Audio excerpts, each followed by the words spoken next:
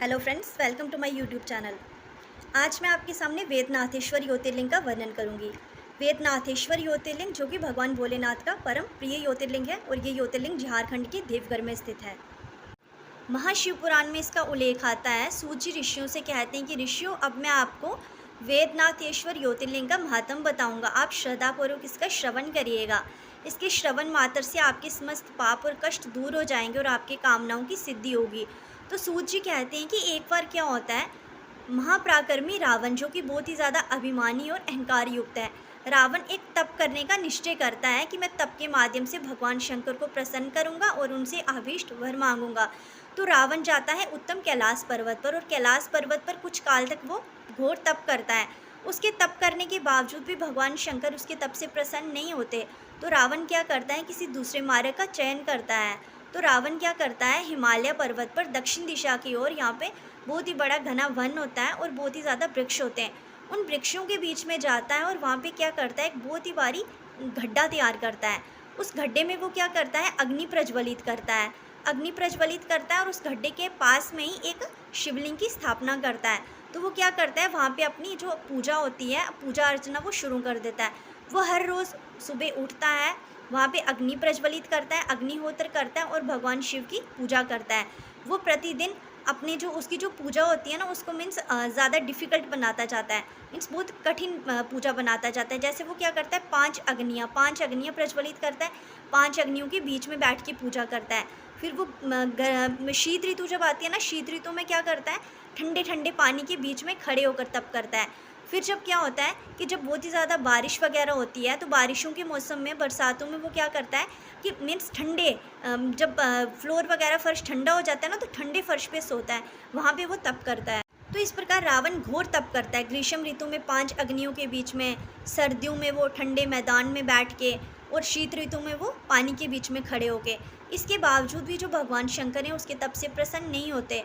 तो फिर रावण क्या करता है कि हर रोज़ वो क्या करता है, उसके 10 मस्तक होते हैं, हर रोज़ वो एक एक मस्तक जो है वो काटता जाता है और भगवान शिव को अर्पित करता जाता है। हवन कुंड में एक एक जो मस्तक है वो अर्पित करता जाता है। तो जब उसके 9 मस्तक इस तरह से वो अर्पित कर देता है, जब उसके 10वें वाला मस्तक बचता है, तो भगवान भोलेनाथ जो कि भक्त वत्सल हैं, वो प्रसन्न होते हैं और उसके सामने प्रकट होते हैं और उसको कहते हैं कि हे रावण, तुम्हें क्या मीन्स तुम वर मांगो, तुम्हें क्या चाहिए, मैं तुम्हारे तप से प्रसन्न हूँ। तो रावण क्या कहता है, रावण कहता है कि हे भगवान, अगर आप मेरे तप से प्रसन्न हो तो आप मेरे को अभीष्ट वर दो, आप मेरे को अपार बल दो, ऐसा ऐसा बल दो जो इस तीनों लोकों में किसी के पास भी ना हो। भगवान शंकर जो है वो रावण को कहते हैं कि ठीक है, मैं तुम्हारा, तुमने जो वर मांगा है मैं तुम्हें वैसा ही प्रदान करता हूँ, तुम्हें उत्तम बल प्रदान करता हूँ। तो भगवान शंकर सबसे पहले उसके जो मस्तक होते हैं उनको निरोग कर देते हैं, उसके 10 मस्तक वैसे ही ठीक हो जाते हैं। फिर भगवान उसको वरदान देते हैं। तो उसके उपरांत जो रावण है वो भगवान से एक और वर चाहता है। तो रावण जो है वो भगवान को कहते हैं कि हे भगवान, आप तो शरणागत हैं, मैं आपकी शरण में आया हूँ, आप सभी की इच्छाओं को पूर्ण करते हो, आपने मेरी इच्छा भी पूर्ण की, लेकिन मेरी एक और इच्छा है। तो भगवान बोलते हैं कि रावण, हाँ बोलो, तुम्हें जो चाहिए तुम मांगो मुझसे। तो रावण कहते हैं कि हे शंकर भगवान, आप मेरे साथ मेरे महल में स्थित हो जाइए, आप मेरे साथ लंका में चलिए, मैं आपको लंका में ले जाने के लिए आया हूँ। तो भगवान भोलेनाथ ना थोड़े असमंजस में पड़ जाते हैं। फिर भगवान शंकर उसको कहते हैं रावण को कि रावण, तुम मेरी बात ध्यान से सुनो, मैं तुम्हें एक ज्योतिर्लिंग प्रदान करता हूँ, तुम ये ज्योतिर्लिंग ले जाओ, मैं इस ज्योतिर्लिंग में सदा निवास करूँगा, तुम इस ज्योतिर्लिंग को ले जाओ और अपने महल में स्थापित कर देना। लेकिन रावण, इस बात का ध्यान रहे कि अगर तुम गलती से भी इस लिंग को कहीं भूमि पर रखोगे ना, यहाँ रखोगे, ये वहीं पर स्थापित हो जाएगा, वहीं पर सुस्थिर हो जाएगा। तो रावण कहता है कि ठीक है। तो रावण वहाँ से वो ज्योतिर्लिंग लेके चल पड़ता है। तो इतने में क्या होता है, समस्त देवता जो होते हैं ना वो चिंतित हो जाते हैं कि हे भगवान, मतलब सोचते हैं कि क्या होगा। एक तो रावण ने अपार बल ले लिया, तीनों लोगों का विजेता बन जाएगा वो, ऊपर से भगवान शंकर को अपने महल में लेके जा रहा है। तो वो ना भगवान विष्णु के पास जाते हैं। तो भगवान विष्णु क्या करते हैं, वरुण देव को कहते हैं कि वरुण देव, आप ना आचमन के थ्रू रावण के पेट में जाओ। तो वरुण देव ऐसा ही करते हैं, वो रावण के पेट में जाते हैं। तो रावण जैसे ही देवगढ़ तक पहुंचता है ना, झारखंड देवगढ़ तक आधे रास्ते में पहुंचता है, तो रावण को क्या होता है कि लघु शंका की इच्छा होती है। लघु शंका मीन्स कि यूरिन पास आउट, यूरिनेशन की उसको इच्छा होती है। तो मीन्स रावण इतना परेशान हो जाता है, इतने ज़ोर से उसको प्रेशर लगा होता है कि उसको समझ ही नहीं आता कि वो क्या करे। तो पास में ना एक गवाला होता है, वो अपनी गायों को चरा रहा होता है। तो रावण उसको कहते हैं कि तुम ना ये मैं तुम्हें देता हूँ शिवलिंग, तुम इसको पकड़ो कुछ समय के लिए, तो मैं अभी तुमसे वापस आकर ले लूँगा। तो रावण जैसे ही यूरिन पास आउट करने के लिए जाता है, उसको ना थोड़ा टाइम लग जाता है। तो वो जो गवाला होता है, गवाला शिवलिंग के बाहर से इतना ज़्यादा थक जाता है, मीन्स इतना भारी हो जाता है ना शिवलिंग भगवान की कृपा से, कि मीन्स उसको डबल ट्रिपल टाइम्स ज़्यादा हैवी लगता है। तो गवाला इतना परेशान हो जाता है, वो क्या करता है, वो शिवलिंग ना भूमि पर रख देता है। तो यहाँ भूमि पर उसने शिवलिंग रखा था, वहाँ देवघर था, देवों का घर, देवताओं का घर कहा जाता है उस जगह को, देवगढ़ मीन्स माना गया उस जगह को। वहाँ पे वो रख देता है, तो वो जो शिवलिंग है वहीं पर सुस्थिर हो जाता है। तो रावण जब वापस आता है, देखता है कि शिवलिंग वहीं पर सुस्थिर है, तो तब तो उसके हाथ में कुछ नहीं होता, उसको भोलेनाथ की बात याद आ जाती है, वो कुछ नहीं कर सकता।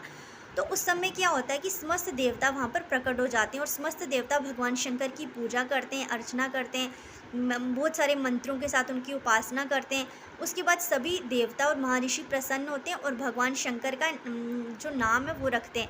वहाँ पे उस ज्योतिर्लिंग का नाम है वो रखते हैं वेदनाथ। वेदनाथ के नाम से वो जो ज्योतिर्लिंग है वो प्रसिद्ध होता है, और भगवान शंकर की वो भगवान शंकर से यही प्रार्थना करते हैं कि भगवान शंकर के ज्योतिर्लिंग का जो कोई दर्शन करेगा, भगवान उसके समस्त पापों का नाश करें, उसकी समस्त कामनाओं की पूर्ति करें, और उस पर अपनी कृपा बनाए रखें।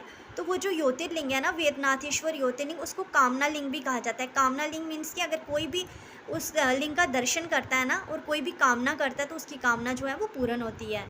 तो उसके उपरांत क्या होता है कि सभी देवता भगवान की वहीं पर पूजा वगैरह करके मीन्स अपनी मीन्स टेंशन फ्री होके फिर वापस अपने धाम को चले जाते हैं। तो जो रावण है, रावण भी अपने महल में चला जाता है, और महल में जाके वहाँ उनकी जो प्रिय वाइफ है मंदोदरी, मंदोदरी को वो मीन्स सारी स्टोरी सुनाते हैं कि ऐसा ऐसा हुआ। तो मंदोदरी को सुनाते हैं। उसके बाद क्या हो जाता है, वहाँ पे ना नारद मुनि जी आ जाते हैं। तो नारद मुनि जी रावण को कहते हैं कि रावण, मैंने सुना है कि तुमने भगवान भोलेनाथ से वर प्राप्त कर लिया है, तुम तीनों लोगों की विजेता बन गए हो, तुम्हें अपार बल मिल गया है, लेकिन तुमने ये बल अभी तक मीन्स किसी के सामने सिद्ध नहीं किया, किसी को शो नहीं किया है, तुमने इसका प्रदर्शन तो किया ही नहीं है। जब तक तुम इसका प्रदर्शन नहीं करोगे, तुम कैसे मानोगे कि तुम सच में इतने ज़्यादा मीन्स बलशाली हो गए हो, तुम्हें ना इसका यूज़ करना चाहिए। तो रावण सोचता है कि नारद मुनि ठीक कह रहे हैं। तो रावण क्या करता है, रावण कहता है कि मुझे क्या करना चाहिए। तो नारद जी कहते हैं कि हाँ, तुम खुद सोचो ना, तुम्हें जो सबसे इतना भारी पर्वत कैलाश पर्वत है, तुम्हें उसको उठा के देखना चाहिए कि तुम्हारे पास इतना बल है भी या नहीं। तो रावण ना मूर्ख होता है बुद्धि से थोड़ा, तो रावण क्या करता है, वैसा ही करता है। रावण क्या करता है, कैलाश पर्वत उठाने के लिए जाता है, और कैलाश पर्वत को ना उठा लेता है, पूरा पर्वत हिल जाता है। तो इससे क्या होता है, भगवान भोलेनाथ और माता पार्वती को बहुत ही ज़्यादा क्रोध आ जाता है। तो माता पार्वती भगवान से कहते हैं कि आपने इस अहंकारी को इतना बड़ा वर दे दिया, आपने आपका ही बल पाकर ये अहंकारी हमें कष्ट दे रहा है। तो भगवान भोलेनाथ को बहुत ही ज़्यादा क्रोध आ जाता है। तो भगवान भोलेनाथ उसको कहते हैं कि हे मूर्ख पापी रावण, तू बहुत ही ज़्यादा अभिमानी है, मैंने तेरे को बल दिया और तू अपने बल का जो है तू मिसयूज़ कर रहा है, तू हमारे कैलाश को हिला रहा है, तो तूने मीन्स हमें डिस्टर्ब किया। तो भगवान कहते हैं कि मैं तुझे कर्स देता हूँ, मुझे शाप देता हूँ कि क्या होगा, तुम्हारा ना जल्दी शीघ्र ही तुम्हारा अंत हो जाएगा। इस भूमि पर ना एक अवतार होगा, भगवान विष्णु का अवतार होगा, तो वो शीघ्र ही तुम्हारा जो है संहार कर देंगे। तुम्हें जितना अभिमान युक्त होना है, जितना अभिमान करना है ना, अहंकार करना है, तुम कर लो, लेकिन कुछ काल के बाद तुम्हारा ये अभिमान सब शून्य हो जाएगा। तो जो रावण है, रावण ऐसा सुनता है तो चिंतित हो जाता है, क्षमा भी मांगता है, लेकिन भगवान शंकर का क्रोध भी बहुत ही ज़्यादा भयानक होता है। तो रावण वहाँ से चला जाता है। तो उसके बाद वो घर जाकर मंदोदरी को ऐसे ऐसे सब सुनाता है। तो मंदोदरी बहुत चिंतित हो जाती है। तो मंदोदरी कहती है रावण को कि नाथ, मैं आपको पहले ही कहती थी कि भगवान भोलेनाथ के क्रोध से आप बच के रहिए, लेकिन आप किसी की बात नहीं मानते हो, तो अब आपको आपने जो किया है इसका भुगतान करना ही पड़ेगा। तो इस प्रकार से जो वेदनाथेश्वर ज्योतिर्लिंग है उसका जो महत्व है वो मैंने आपके सामने वर्णन किया। तो इसकी कथा यहीं पे समाप्त होती है। तो बोला जाता है कि जो वेदनाथेश्वर ज्योतिर्लिंग है ना, ये बहुत ही ज़्यादा पवित्र ज्योतिर्लिंग है, भगवान भोलेनाथ का प्रिय ज्योतिर्लिंग है। इसके दर्शन मात्र से ना भक्तों के समस्त कष्ट, भक्तों के समस्त दुख दूर हो जाते हैं, और समस्त कामनाएं जो है ना वो पूरी होती हैं। अगर किसी को कोई भी कामना करनी है तो कोई इस ज्योतिर्लिंग की पूजा कर सकता है, इसका नाम उच्चारण कर सकता है, और इसके दर्शन मात्र करने के लिए जा सकता है। तो भगवान भोलेनाथ उस पर अपनी कृपा बरसाते हैं। तो जैसे आपको पता है कि भगवान भोलेनाथ बहुत ज़्यादा दयालु हैं, उनकी पूजा हर सोमवार को की जाती है, लेकिन जो श्रावण का महीना है ना, ये बहुत ही ज़्यादा भगवान का प्रिय है।